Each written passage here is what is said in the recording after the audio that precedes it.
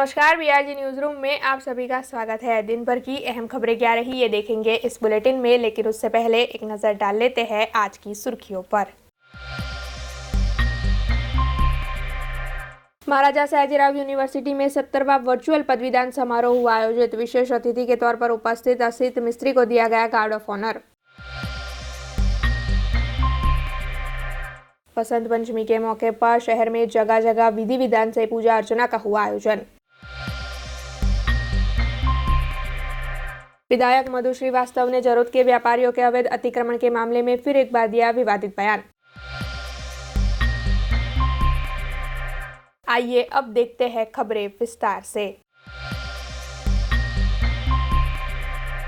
वो अभिभावक जो अपने बच्चों को केयर टेकर के पास छोड़कर जाते हैं, उनकी आंखें खोल देने वाला एक किस्सा इस वक्त सूरत से सामने आया है। दरअसल सूरत में ये घटना घटी है जहां पर केयर टेकर ने छोटे बच्चे के साथ काफ़ी बुरा बर्ताव किया है और साथ ही उसे मार डालने की भी कोशिश की है। इस घटना का वीडियो भी सामने आया है और इस घटना के मामले में पुलिस शिकायत भी दर्ज करवा दी गई है। इस पूरे मामले को लेकर महिला बाल विकास मंत्री मनीषाबेन वकील ने भी प्रतिक्रिया दी है। तो आइए सुनते हैं क्या कहना है उनका। आज जे सूरत में घटना बनी है अने एक खूब आघातजनक है अने जे केरटेकरे जे कृत्य कर्युं छे अने एनी जे धरपकड़ पण करवामां आवी छे। एक सिग्नल एक आपणा माटे छे, चेतवनी रूप आपणा माटे छे के ज्यारे माँ बाप बंने वर्किंग होय અને જ્યારે બાળકને કેરટેકર પાસે મૂકવામાં આવે છે, એની પર છોડી દેવામાં આવે છે, ત્યારે અવશ્ય કેરટેકરની એક સાયકોલોજીકલ શું એનું ઇલનેસ છે કે નહીં, કે સાયકોલોજીકલ એનું બિહેવિયર કેવું છે, એની પર એક ચેક રાખવાની જરૂર છે। અને જો સંસ્થા દ્વારા મૂકવામાં આવ્યું હોય, કોઈ એજન્સી દ્વારા એને મૂકવામાં આવ્યું હોય તો એ એજન્સીનું પણ એક વેરિફિકેશન કરવું જોઈએ અને એજન્સી પોતે પણ જે કંઈ કેરટેકર મૂક્યા એની વેરિફિકેશન કરવું જોઈએ કે એનું કેવું બિહેવિયર છે, પછી જ એને આ માટે મૂકાય। શું એ વેલ ટ્રેન્ડ છે, શું એને એ આવડત છે કે બાળકોને પાસે રાખીને એનો ઉછેર કરી શકે। તો આ એક મુદ્દાઓ છે જે ધ્યાન પર રાખવાની જરૂર છે અને આવનાર દિવસોમાં પણ આવી સંસ્થાઓ પર રેગ્યુલરાઇઝ થાય, રજિસ્ટ્રેશન થાય, એની પણ એક અમે ચિંતા કરીશું। जाफराबाद के वाट गांव से ये खबर सामने आई है, जहां पर वास्मो प्रोजेक्ट के तहत वाट गांव में घर घर तक पानी की पाइपलाइन पहुंचाने के प्रोजेक्ट का खातमुहूर्त विधायक हीराभाई सोलंकी के हाथों करवाया गया। 35 लाख के विकास के कार्य का खातमुहूर्त किया गया। इस मौके पर जाफराबाद के कई पदाधिकारी भी उपस्थित रहे। उपप्रमुख श्री हिम्मतभाई, गामना सरपंच श्री शामळाभाई, सरपंच अजयभाई, गामना सभ्यो बधा अने आगेवान त्यारे सब આપણે જ્યારે કામ આર્થિક માટે કરવા આવ્યું ત્યારે ઝડપથી કામ થાય અને સારી રીતે કામ થાય અને ગામને બહુ અપેક્ષા છે કે સારી રીતે કામ થશે અને ઝડપથી કામ થશે અને શુદ્ધ પાણી મળશે તેવી ગામજનો આશા રાખે છે અને સારામાં સારું કામ થાય। આજ રોજ અહીંયા ઉપસ્થિત ગામજનો, પૂર્વ સંસદીય સચિવ શ્રી હીરાભાઈ સોલંકી, વાંડના સરપંચ શ્રી શામળાભાઈ, ઉપસરપંચ અજયભાઈ કોટીલા, ગામના વડીલ દિનેશભાઈ તથા ગામજનો અહીં ઉપસ્થિત થયા। આજે વાસ્મા પ્રોજેક્ટ દ્વારા 35 લાખનું જે વાંડમાં નર્મદાનું પાણી છે એને પાઇપલાઇનનું કામ છે એનું ખાતમુહૂર્ત આજ કરવામાં આવ્યું હતું। હીરાભાઈ પૂર્વ સંસદીય સચિવ હીરાભાઈ સોલંકી સાથે તેમની સાથે ગામના વડીલો, આગેવાનો, સરપંચ શ્રી, ઉપસરપંચ, તાલુકા પંચાયત સદસ્ય શ્રી हिम्मतभाई सोलंकी उपप्रमुख, તેમના છોકરા સંજયભાઈ ને આ કામ ઝડપથી કામ પૂર્ણ કરી ગ્રામજનોને ઘરે ઘરે પાણી પહોંચાય એ વ્યવસ્થા ટૂંક સમયમાં કરવામાં આવશે। परिवार चौराहे पर मौजूद श्री स्वामी विवेकानंद स्कूल में वसंत पंचमी के मौके के चलते सरस्वती पूजा और यज्ञ का आयोजन किया गया। आज वसंत पंचमी का दिन है, जिसके चलते शहर में विभिन्न आयोजन हो रहे हैं। ऐसे में परिवार चौराहे पर मौजूद श्री स्वामी विवेकानंद स्कूल में विशेष पूजा अर्चना का आयोजन किया गया था, जिसके तहत स्कूल के पूरे स्टाफ की उपस्थिति में सरस्वती यज्ञ और पूजा करवाई गई। इसके साथ ही हिंदू संस्कृति के 4 वेदों की भी विशेष पूजा अर्चना इस मौके पर की गई। वैसे स्कूल के आचार्य ट्रस्टी और पूरे स्टाफ की इस दौरान उपस्थिति रही। આજે વસંત પંચમી નિમિત્તે સૌ પહેલાં તો તમામ દર્શક મિત્રોને આજના દિવસની ખૂબ ખૂબ શુભેચ્છાઓ.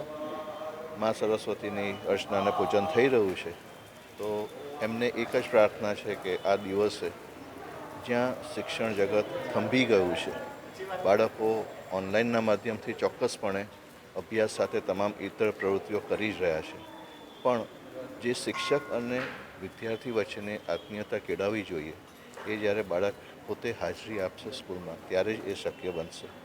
તો આ દિવસે મા સરસ્વતીને એ જ પ્રાર્થના કે હવે કોરોના કાળ સંપૂર્ણપણે ખતમ થાય, બાળકો હસતા રમતા હોંશે હોંશે ખુશીથી શાળામાં આવે અને શિક્ષક મિત્રો પોતાનું જે સર્વશ્રેષ્ઠ જ્ઞાન છે એ જ્ઞાન એ વિદ્યાર્થી મિત્રોને આપતા આપણા જ સમાજના બાળકો એ ઇતરોત્તર પ્રગતિ કરતા રહે એવી માને આજે પ્રાર્થના છે.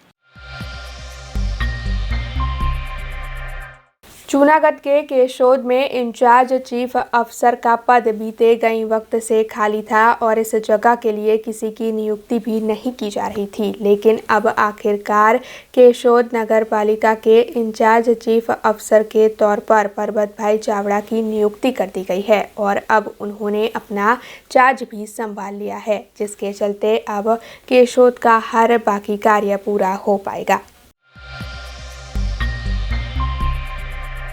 आज वसंत पंचमी का दिन है, जिसके चलते जगह जगह पर धार्मिक आयोजन किए जा रहे हैं। संतराम मंदिर, जिसका मुख्य मंदिर नडियाद में मौजूद है, और उसी के भाग स्वरूप वडोदरा शहर में भी संतराम मंदिर मौजूद है। वसंत पंचमी के दिन संतराम मंदिर की स्थापना हुई थी, जिसके चलते वसंत पंचमी के मौके पर संतराम मंदिर में वार्षिकोत्सव मनाया जाता है। वैसे इसके साथ ही जब संतराम महाराज ने समाधि ली थी, तब आकाश से साकर वर्षा और पुष्प वर्षा हुई थी। उसी के चलते हर साल की परंपरा के मुताबिक संतराम मंदिर में साकर वर्षा का आयोजन किया जाता है। इस बार भी साकर वर्षा का आयोजन किया गया, जिसमें भक्त बड़ी तादाद में उपस्थित रहे। हालांकि उपस्थित सभी भक्तों की ओर से कोरोना गाइडलाइंस का पालन किया गया। આ સંતરામ મંદિર છે અને આ વડોદરામાં આવ્યું છે. આવી 11 ગાદી છે. મેઇન ગાદી નડિયાદમાં આવેલી છે અને જ્યારે મહારાજ ફરતા હતા ત્યારે અહીંયા આવ્યા હતા, એટલે 12 મહિને વસંત પંચમીએ જ ખાલી આરતી થાય છે અને જ્યારે છોકરું નથી બોલતું ત્યારે બોર ઉછળે છે. બોલ બોલ્યા ને એટલે મહારાજે त्या દિવસે સમાધિ લીધી હતી. પોષ મહિનાની પૂનમે બોલ્યા હતા કે હું સમાધિ લઈશ, પણ લીધી હતી મા મહિનાની પૂનમે, એટલે બોર એટલે આજે ઉછળે છે. જે છોકરું બોલતું નથી બિલકુલ, એની બાધા રાખીને જે બોલ ઉછાળે છે. અને આજે સાકર વર્ષા થાય છે, એટલે વર્ષમાં એક જ વાર આરતી થાય છે. અહીંયા વસંત પંચમીએ દરેક અલગ અલગ જગ્યાએ આરતી થાય છે. હવે મા મહિનાની પૂનમે નડિયાદ આરતી થશે અને એ 6 વાગે આરતી થશે. ત્યાં બી જોર સાકર ઉછળે છે. અને જ્યારે બહુ વર્ષો પહેલાં જ્યારે મહારાજે સમાધિ લીધી હતી ને, ત્યારે બી ઉપરથી આકાશમાંથી વરસાદ થયો હતો સાકરનો. એટલે અત્યારે આપણે આ મહારાજની જ દયા છે કે સાકરનો વરસાદ થાય છે ને આપણે લાભ લઈએ છીએ અને બધા યજમાનો બી લાભ લઈએ છે. અને હું તો કહું છું મહારાજની દયાથી કોરોના બી ભાગી જાય. જય મહારાજ. खबरों के बीच वक्त तो चला एक छोटे से ब्रेक का। ब्रेक के बाद फिर लौटेंगे कुछ और खबरों के साथ। स्टैच्यू ऑफ यूनिटी केवड़िया में दुनिया की सबसे ऊंची प्रतिमा, जहां पर आपके स्वागत के लिए तैयार है एक खूबसूरत अफोर्डेबल स्टे। प्रधानमंत्री श्री नरेंद्र मोदी जी के इस ड्रीम प्रोजेक्ट में बटरफ्लाई गार्डन, ग्लो गार्डन, जंगल safari, river rafting, valley of flowers, dino trail, Jarwani eco tourism, Sardar Sarovar नौका विहार, सरदार सरोवर डैम जैसे 25 से ज्यादा आकर्षण है। ऐसी खूबसूरत जगह पर आपके कंफर्टेबल स्टे के लिए मौजूद है BRG budget stay. BRG budget stay में आपको मिलेगा अफोर्डेबल लग्जूरियस स्टे, खाने पीने और रहने की बेस्ट फैसिलिटीज से सज्ज 150 रूम्स।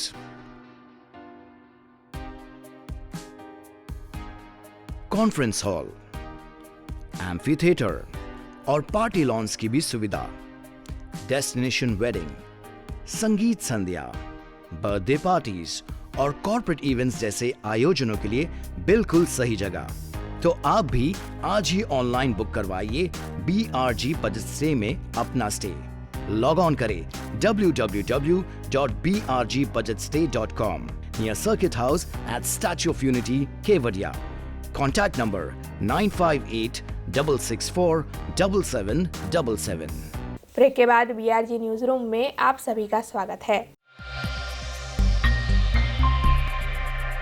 कई बार विधायक मधु श्रीवास्तव विवादों के चलते सुर्खियां बटोरते हैं। ऐसे में फिर एक बार विधायक मधु श्रीवास्तव अपने बयान को लेकर सुर्खियों में आ गए हैं। दरअसल जरोद ग्राम पंचायत की ओर से व्यापारियों को अवैध अतिक्रमण हटाने की सूचनाएं दे दी गई थी। हालांकि व्यापारियों ने अवैध अतिक्रमण को न हटाने के मामले में विधायक मधु श्रीवास्तव से शिकायत की। ऐसे में विधायक मधु श्रीवास्तव की ओर से अपनी दबंगाई दिखाते हुए सभी व्यापारियों को इकट्ठा कर ये आश्वासन दिया गया कि जब तक वो है व्यापारियों को उनके अतिक्रमण दूर नहीं करने पड़ेंगे। तो क्या कहा है विधायक मधु श्रीवास्तव ने, आइए सुनते हैं। જરોદના અંદર ડ્રેનેજની લાઈનો લાવ્યો હું, એના પછી જ વાઘોડિયામાં લાવ્યો. જરોદના અંદર ટેલિફોનની લાઈનો, લાઈટ ઘડી ઘડી જતી હતી, એ બી સરકારમાં રજૂઆતો કરીને આ સુવિધા પાડવાનો પ્રયાસ કર્યા. છૂટાવીને ન કોઈ ગામના અંદર ભાગલા પાડવાના, યા છૂટાવીને કોઈ મારો માણસ છે, આ માણસને અંદર કોઈ માણસને છોડી દો, એવું બી કર્તવ્ય મેં નહીં.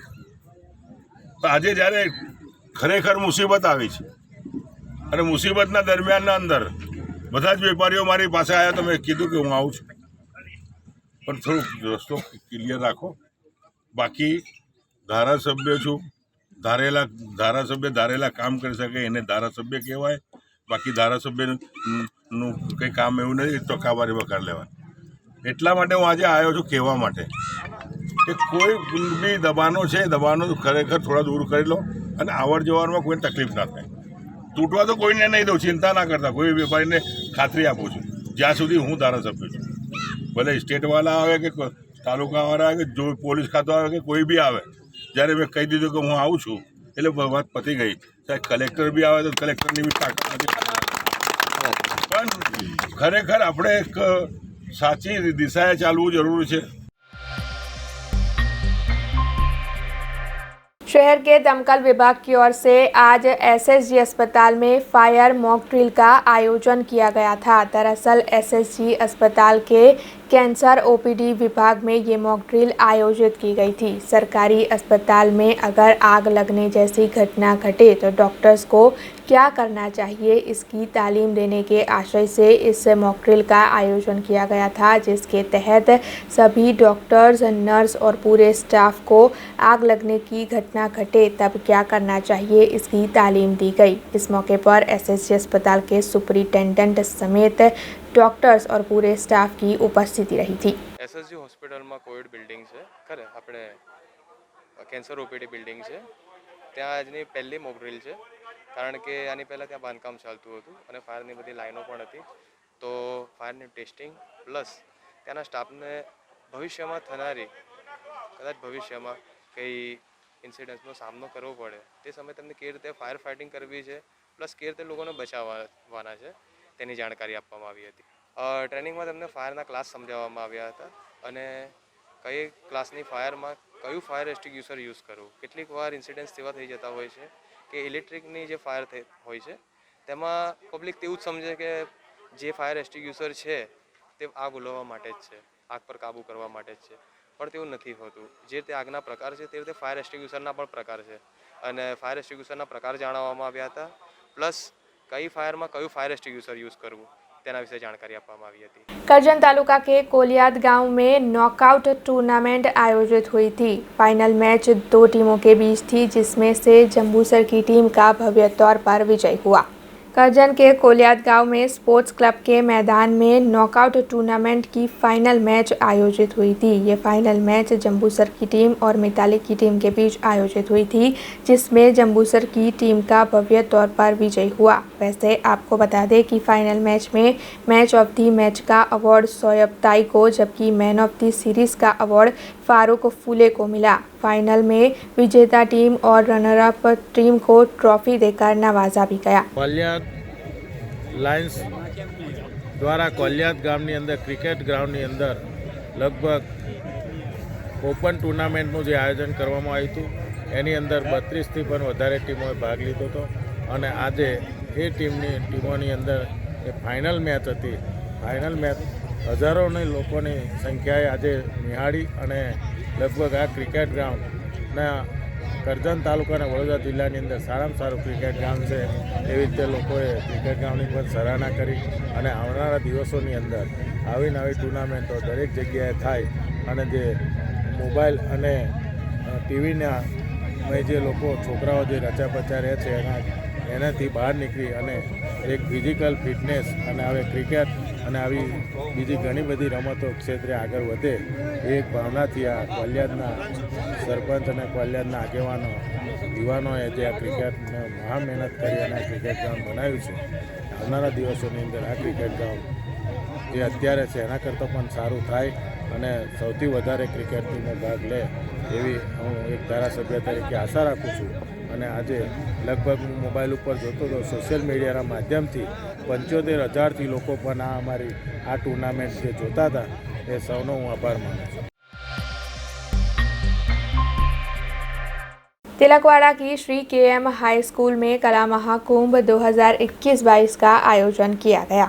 राज्य सरकार के कमिश्नर युवक सेवा और सांस्कृतिक प्रवृत्ति गांधीनगर की ओर से आयोजित जिला युवा विकास अधिकारी, जिला खेलकूद अधिकारी की कचहरी नर्मदा राजपीपला की ओर से कला महाकुंभ 2021-22 का आयोजन किया जा रहा है, जिसके तहत ये प्रतियोगिताएं श्री KM हाई स्कूल में आयोजित हुई। दरअसल इसका उद्देश्य खेलकूद के प्रति लोगों में जागरूकता बढ़ाने का है। ऐसे में हाई स्कूल पर महाकुंभ का तहसील कक्षा का कार्यक्रम आयोजित हुआ, जिसमें प्रिंसिपल समेत स्कूल के सभी शिक्षकों की ओर से कार्यक्रम के तहत सेवाएं दी गई। वैसे इस कार्यक्रम में कई पदाधिकारियों की भी उपस्थिति रही थी और पदाधिकारियों की ओर से ही कार्यक्रम की शुरुआत करवाई गई। आज रोज कला महाकुंभनी समग्र जिल्लाમાં અને રાજ્યમાં ઉજવણી થઈ રહી છે। તેના ભાગરૂપે તિલકવાડાની KM શાહ હાઈસ્કૂલ ખાતે તિલકવાડા તાલુકાના કલા મહાકુંભનું આયોજન કરવામાં આવ્યું, જેમાં 6 થી 14 વર્ષની વય જૂથના બાળકો અને 15 થી 20 વર્ષની વય જૂથના બાળકોએ ભાગ લીધો। કલા મહાકુંભની અંદર પોતાની પ્રતિભાઓને બહાર લાવવાનો એક સરસ અવસર મળી રહે છે અને જેનામાં વિદ્યાર્થીઓમાં રહેલી સુસુપ્ત શક્તિઓ, તેમનામાં રહેલી કલાઓને બહાર લાવવા માટે એક સરસ મજાનું સ્ટેજ મળે છે, જેનું આયોજન ગુજરાત સરકારના નેજા હેઠળ દરેક તાલુકા અને જિલ્લા ખાતેના જે નક્કી કરેલા લાયસન્સશ્રીઓ સાથે કરવામાં આવે છે।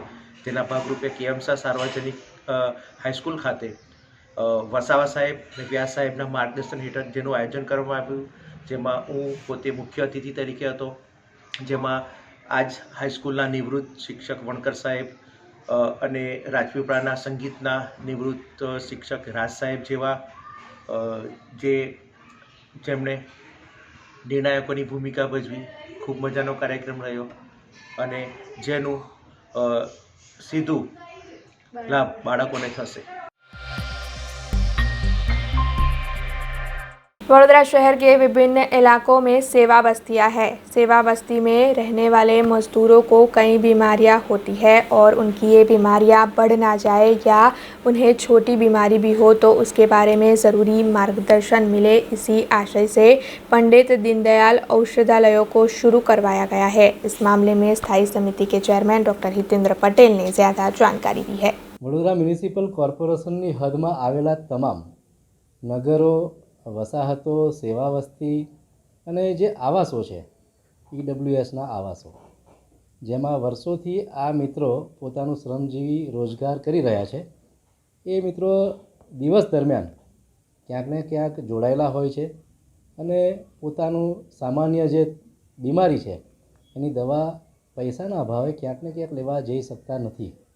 આ હેતુથી સંવેદનશીલ સરકાર, ગુજરાત સરકાર અને કોર્પોરેશનના માધ્યમથી વડોદરા શહેરમાં આવેલ હદમાં 42 સ્થાનો ઉપર જ્યાં આગળ સેવા વસ્તી છે એમના 50 થી 200 મીટરની અંતરમાં જ સાંજના ટાઈમે એમના સમયે પોતાની નાની મોટી બીમારીને દવા લઈ શકે અને નિષ્ણાત ડૉક્ટરોની હાજરીમાં ક્વોલિટી દવા એમને ઉપલબ્ધ થાય, એમનો રોગ જે નાનો છે એ વધીને મોટો ન થાય, આ સાવચેતીના ભાગરૂપે આ દવાખાના શરૂ કરવામાં છે. પંડિત દીનદયાળ ઔષધાલય એ ખૂબ સારી રીતે ચાલી રહ્યા છે અને આવનાર સમયમાં આપણા માધ્યમથી લોકો પોતાના એરિયામાં આ દવાખાના ઉપર દવા લેવા જઈ શકે એ વિષય ઉપર વાત કરી.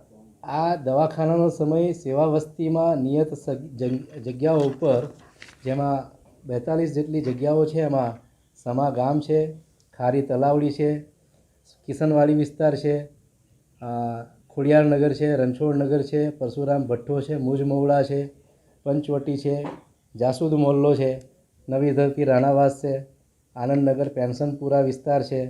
આમ આખા શહેરમાં કપુરઈ, દંતેશ્વર, અનુપમનગર, સરહદનગર, વુડાના મકાનો, તરસાલી, અવધૂતનગર, જલારામનગર, મકરપુરા, આ બધા વિસ્તારમાં આ દવાખાના સાંજે 5 થી 9 દરમિયાન ચાલે છે.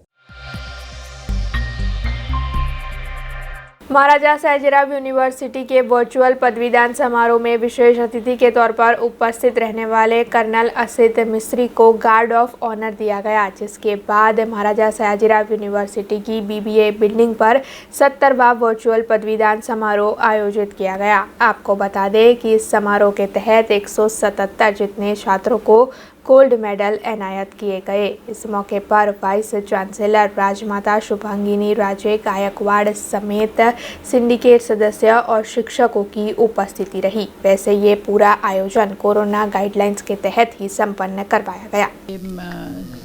70वें दीक्षा समारोह संपन्न हुआ है। मुझे बहुत खुशी है कि हम इस परिस्थिति में भी ऑनलाइन तरह से स्टूडेंट्स और उनके गार्डियन तक पहुंच सके, क्योंकि वो खुद यहाँ आ नहीं सके थे, इसलिए गवर्नमेंट के गाइडलाइंस के वजह से। मुझे ये भी खुशी है कि आज हमारे मुख्य मेहमान लेफ्टिनेंट जनरल असित मिस्त्री साहब यहाँ हैं और उन्होंने हमारे साथ हमारे इस दीक्षा समारोह को आने के लिए हमारे आमंत्रण को मान रखा। आज हमारे आर्म्ड सर्विसेज से सेना, स्वतंत्र सेना के तरफ से एक उच्च अधिकारी यहाँ आए हैं, तो ये हमारे विश्वविद्यालय के लिए गर्व की बात है।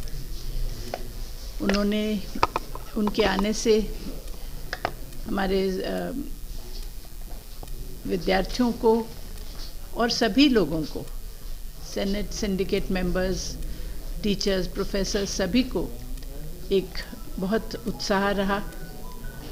उन्होंने जो 2 बातें कही वो मुझे विश्वास है कि हमारे स्टूडेंट्स ध्यान में ज़रूर रखेंगे और सभी लोग ध्यान में रखेंगे, क्योंकि डिसिप्लिन हमारे देश की एक बहुत बड़ी मांग है।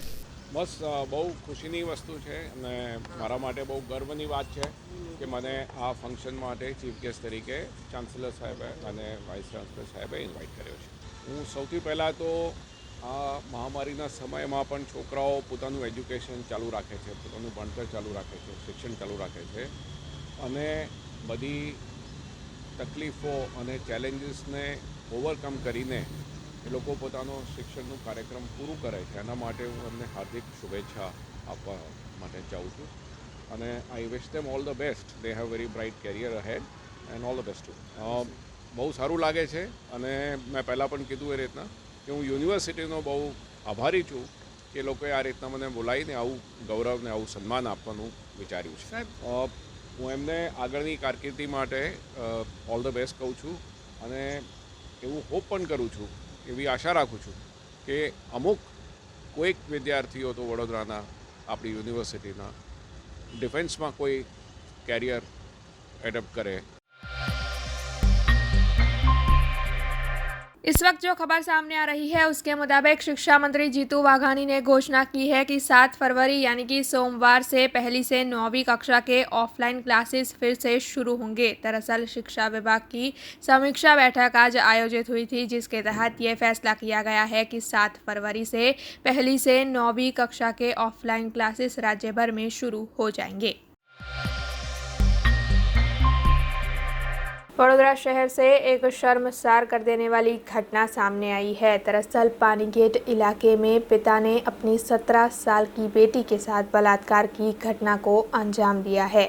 हालांकि इस घटना के उजागर होने के बाद पानीगेट पुलिस थाने में इसकी शिकायत दर्ज करवा दी गई है और पुलिस की ओर से भी इस मामले में कार्रवाई शुरू कर दी गई है। इस पूरे मामले को लेकर पानीगेट पुलिस थाने के उच्च अधिकारी डॉक्टर करणराज सिंह ने ज़्यादा जानकारी दी है।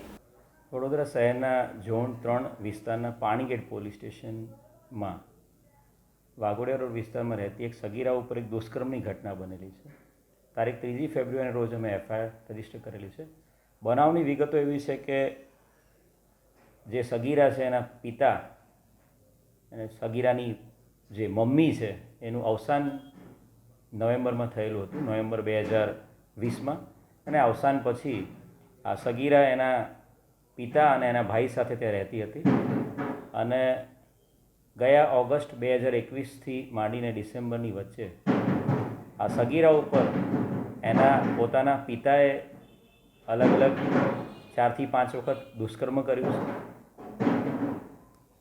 सगीराने 3-4 महीना सुधी जे मासिक धर्म ना आव्यो एना कारणे एमना मासी साथे वात करी हती अने एवी शंका जता कि भाई एनी साथे कोई दुष्कर्म करेलुं छे ए तात्कालिक एमना मासी सगीरा साथे अमारा पोलीस स्टेशन आवेल हता। सगीरानी पोलीस स्टेशनना उच्च अधिकारीओ द्वारा पूछपरछ करवामां आवी हती। अमे जातेथी सगीरानुं महिला सी टीमना काउंसिलरनी हाजरीमां पूछपरछ करी हती, एनुं काउंसलिंग कर्युं हतुं अने सगीराए पोते एना पिताश्रीए एना पप्पाए एनी साथे आ प्रकारनुं दुष्कर्म करेलुं छे एवी हकीकत आपेली हती। सगीरानी मासीनी फरियाद लईने अमे एना पिता विरुद्धमां पॉक्सो ની अलग अलग कलमों तथा 376 एम रेप केस फरियाद दाखल करेली है। आरोपी पोलीसनी कस्टडीमां छे। सगीरानो मेडिकल चेकअप करावेलो छे। सगीरा 18 થી 19 वीकनो गर्भ धरावे छे। आगामी दिवसोमां पोलीस कस्टडीमां रहेल आरोपीनी अटक करवामां आवशे, एना रिमांड लेवामां आवशे। अलग अलग जे पण जग्याओ पर एनी साथे दुष्कर्म थयुं हशे ए जग्यानी प्रॉपर पंचनामा करवामां आवशे। सगीरानी 3 फोईओ छे ए हाल पोलीस पकड़थी दूर छे। ए लोकोने एफआईआर दाखल थवानी साथे जे लोको घर छोड़ीने भागी गयेला छे। सगीरानी जे फरियाद छे एमां पण सगीरानी जे फोई छे ए बाबते एणे मेन्शन करेलुं छे। एमनी फोई एમને डॉक्टर पासे लई गયેલા હતા અને ત્યાં એમને ખબર પડી હતી કે સગીરા અત્યારે પ્રેગ્નન્ટ છે। એટલે આવનારા દિવસોમાં સગીરાની વધુ વિશેષ નિવેદન લઈને વધુ પૂછપરછ કરીને એના ફોઈ મળી આવેથી એમની પણ પૂછપરછ કર્યા પછી જરૂર જણાશે અને ગુનામાં એમનો જો ક્રિમિનલ રોલ આવતો હશે તો એમને પણ અટક કરવામાં આવશે। સગીરાની સઘન પૂછપરછ કાઉન્સેલિંગ કરવામાં આવેલું છે। સી ટીમના ઉચ્ચ અધિકારી દ્વારા એનું કાઉન્સેલિંગ કરવામાં આવ્યું છે। અમે જાતેથી સગીરાનું મહિલા અધિકારીઓની હાજરીમાં કાઉન્સેલિંગ અને પૂછપરછ કરેલી છે। સગીરાએ ફક્ત એના પિતાનું નામ આપેલું છે। आजाई टेक अवे फूड ने वडोदरा शहर में अपने 100वें आउटलेट की वासना इलाके में शुरुआत की। अजाई टेक अवे फूड जिसने नवसारी शहर में एक छोटे से आउटलेट से शुरुआत की थी, जिसके बाद धीरे धीरे अजाई टेक अवे फूड का विस्तार हुआ और अब वडोदरा शहर में भी अजाई टेक अवे फूड के आउटलेट्स कार्यरत है। दरअसल पहले से ही अजाई टेक अवे फूड का एक आउटलेट वडोदरा में कार्यरत था और अब उसका दूसरा आउटलेट यानी कि 100वां आउटलेट वासना इलाके में आज से शुरू करवाया गया है। इस मौके पर अजाई टेक अवे फूड के संचालकों की उपस्थिति रही और उनकी ओर से वासना इलाके में इस आउटलेट की शुरुआत करवाई गई। સૌથી પહેલાં તો thank you very much for the love that we had got in Vadodara. ઠીક છે, આજે આપણી આ 15મી આઉટલેટ છે વડોદરાની અને અમારી ફ્લેગશિપ પ્રોડક્ટ છે અજયઝની cold coffee. Don't miss the Ajay's cold coffee, ये नहीं पिया तो क्या पिया। પહેલી વાત તો સૌને બરોડાને મારા નમસ્કાર। અને આજે અમારી આ 100th આઉટલેટ 100મી આઉટલેટ ઓપન થઈ રહી છે અહીંયા વાસના રોડ પર। હવે તમને અગર એકદમ ટૂંકમાં કહું તો અમે અહીંયા પિઝા, બર્ગર અને કોલ્ડ કોફી તમને ટેસ્ટ માણવા મળશે. એના સાથે તમને ફ્રેન્ચ ફ્રાઈઝ પણ મળશે. અને આ સૌ બધું જે તમને અમે અહીંયા સર્વ કરીએ છીએ એ ખૂબ જ ટેસ્ટી અને સૌથી ઇમ્પોર્ટન્ટ એક સામાન્ય માણસને કિફાયતી, જેને આપણે કહીએ છીએ કે અફોર્ડેબલ રેટ્સમાં અહીંયા તમને ચાખવામાં મળશે અને તમે એની મજા માણી શકશો. તો આ છે અજય તમારા માટે, અને આ આપણી બરોડા ખાતે 15મી આઉટલેટ છે. निवृत्त आर्मी अफसर और उनके साथी की ओर से जन जागृति अभियान के तहत साइकिल यात्रा आयोजित की गई है और अब ये दोनों राजूला आ पहुंचे हैं. निवृत्त आर्मी अफसर और उनके साथी की ओर से साइकिल यात्रा का आयोजन किया गया है. इन दोनों की ओर से 5,500 किलोमीटर और 84 दिन काटकर साइकिल यात्रा के तहत राजूला तक प्रस्थान किया गया और ये दोनों राजूला आ पहुँचे. दरअसल साइकिल यात्रा आयोजित करने के पीछे का उनका आशय यही है कि चलने से आरोग्य को काफ़ी फ़ायदा होता है और साइकिल चलाने से पेट्रोल की बचत होती है, जिससे प्रदूषण भी कम होता है. ऐसे में ये साइकिल यात्रा रत्नागिरी, केरला, चेन्नई, विशाखापट्टनम, उड़ीसा, कलकत्ता, गुजरात में भी अलग अलग जगहों पर घूमकर राजूला आ पहुँची और अब ये साइकिल यात्रा राजूला से गोवा की ओर रवाना होगी. तांबे टीम पेट्रोल पंप्स की तरफ से हम लोग पूरा इंडियन कोस्टल साइकिलिंग एक्सपीडिशन कर रहे हैं. टोटल डिस्टेंस है 6,800 किलोमीटर. हम लोग बम्बई से चले थे, बम्बई से गोवा गए, गोवा से कन्याकुमारी, कन्याकुमारी से फिर ऊपर विशाखापट्टनम की तरफ, वहाँ से भुज आए और भुज से अभी वापस बम्बई की तरफ जा रहे हैं. टोटल अभी तक तकरीबन 5,000 प्लस किलोमीटर हो चुका है और 1,800 के करीब बाकी है.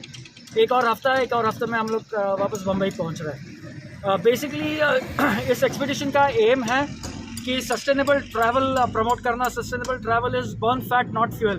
फ्यूल का इस्तेमाल कम कीजिए और जितना सस्टेनेबल ट्रैवल कर सकते हो उतना सस्टेनेबल ट्रैवल कीजिए.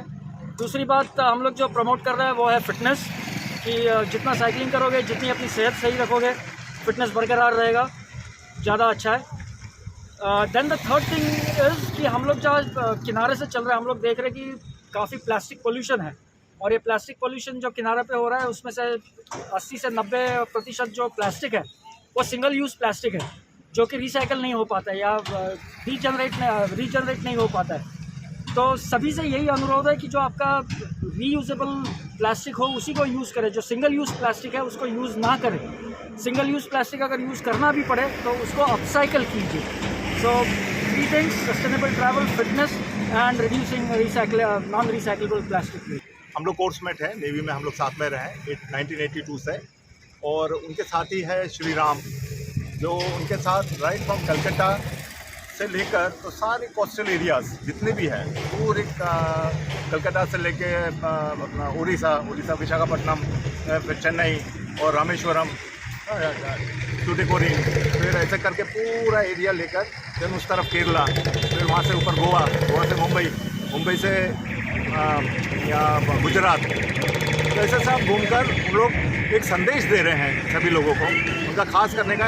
हम लोग साइकिलिंग कर रहे हैं, तो करीब 70 दिन हो गए उनको साइकिलिंग करते हुए, और उनका एम है कि वो 8,000 किलोमीटर साइकिल चलाएं.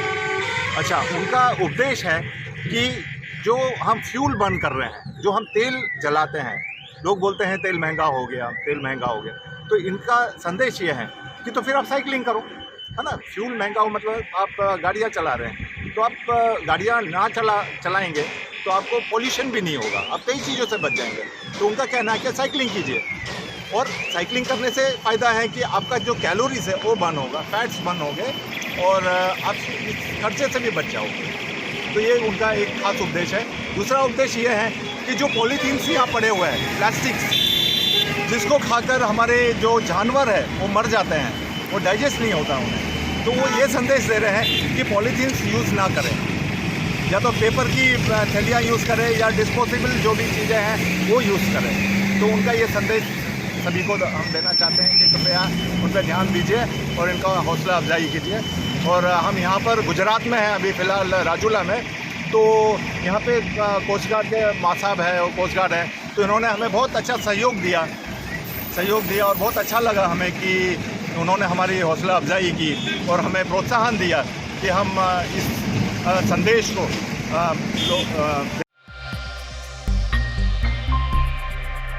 माणिजा में बूढ़ा के आवास मौजूद है, जहां के लोग बीते कई वक्त से पीने के पानी की समस्या से परेशान हैं। दरअसल इस मामले में बार बार कॉरपोरेटरों को भी अवगत करवाया गया है, लेकिन अभी तक यहां के लोगों को पीने का पानी ठीक से नहीं मिल रहा है, जिसके चलते बीते कई वक्त से इन लोगों को पानी खरीदना पड़ रहा है। वैसे ही इन लोगों के हाल आर्थिक स्थिति की वजह से बुरे हैं। ऐसे में उन्हें पानी की खरीदारी करनी पड़ती है, जिसके चलते इन लोगों को काफ़ी दिक्कतें हो रही है। तो वहीं उस इलाके में गटर के ढक्कन भी खुले होते हैं, जिसके चलते हादसों का डर भी उन्हें सताता रहता है। ऐसे में बूढ़ा आवास के लोगों की ओर से आज इकट्ठा होकर इस मामले में विरोध जताते हुए ये मांग की गई कि जल्द से जल्द उन्हें उनकी समस्याओं से निजात दिलाई जाए। માણેજામાં આવેલું વુડાના મકાન છે। અહીંયા સૌથી મોટી સમસ્યા પાણીની છે। લોકોને પીવા લાયક પાણી નથી મળતું, જીવન જરૂરિયાત પાણી પણ નથી મળતું। જીવન જરૂરિયાત પાણી લેવા માટે એ લોકો અહીંયાથી 500 થી 700 મીટર દૂર જવું પડે છે, પાણી પૂછકીને લાવવું પડે છે। જે પીવાનું પાણી છે એમાં એ લોકોએ પોતાના ખર્ચે ટેન્કર મંગાવવું પડે છે। આ ગરીબ લોકો છે, એક બાજુ એમને રોજગારીની તકલીફ છે અને બીજી બાજુએ આ રીતે ટેન્કરોના ખર્ચા કેવી રીતે કરી શકે। બીજી વસ્તુ કે આ વિસ્તાર છે ખૂબ જ ગંદો વિસ્તાર છે। આપણે જોયું કે ડ્રેનેજ લાઈન અહીંયા ભંગાણ છે, તૂટી ગયેલી છે, જેના કારણે ડ્રેનેજનું ગંદુ પાણી અહીંયા ફરી વળ્યું છે અને આના લીધે ભવિષ્યમાં કોઈ રોગચાળો ના થાય, તેથી કરીને અમે લોકોએ કોર્પોરેશનમાં રજૂઆત કરી છે, પણ કોઈપણ જાતના પગલાં લેવામાં આવતા નથી। આપણે જોયું કે અહીંયા ગટરના ઢાંકણા પણ ખુલ્લા છે, નાના નાના બાળકો અહીંયા રમતા હોય છે। કાલ ઉઠીને કોઈ બાળક જો અહીંયા પડી ગયું તો એનો જવાબદાર કોણ? કોર્પોરેશન રહેશે। તેથી કરીને સ્થાનિકોએ ઘણીવાર સ્થાનિક કાઉન્સિલરોને, ધારાસભ્યશ્રીને રજૂઆત કરી છે, પણ કોઈપણ જાતના પગલાં લેવામાં આવતા નથી, કાર્યવાહી થતી નથી, કામગીરી થતી નથી। તેથી કરીને અમારી આપના માધ્યમથી રજૂઆત છે કોર્પોરેશનને કે ભાઈ તમે વહેલામાં વહેલી તકે આ વિસ્તારની જે પ્રાથમિક સમસ્યા છે એનો નિકાલ કરો, નહીંતર આ જ આંદોલનને વધુમાં વધુ ઉગ્ર બનાવવામાં આવશે, જેની કોર્પોરેશનના તમામ સત્તાધીશોએ નોંધ લેવી। देश, दुनिया और शहर से जुड़ी कुछ और खबरें लेकर कल फिर लौटेंगे। तब तक दीजिए BRG टीम को इजाजत। धन्यवाद। अब खबरों से लगातार अपडेट रहना हुआ आसान। BRG न्यूज आपके मोबाइल स्क्रीन पर। आज ही BRG न्यूज की mobile app Google play store और ऐप स्टोर से डाउनलोड करें और खबरों से लगातार जुड़े रहें।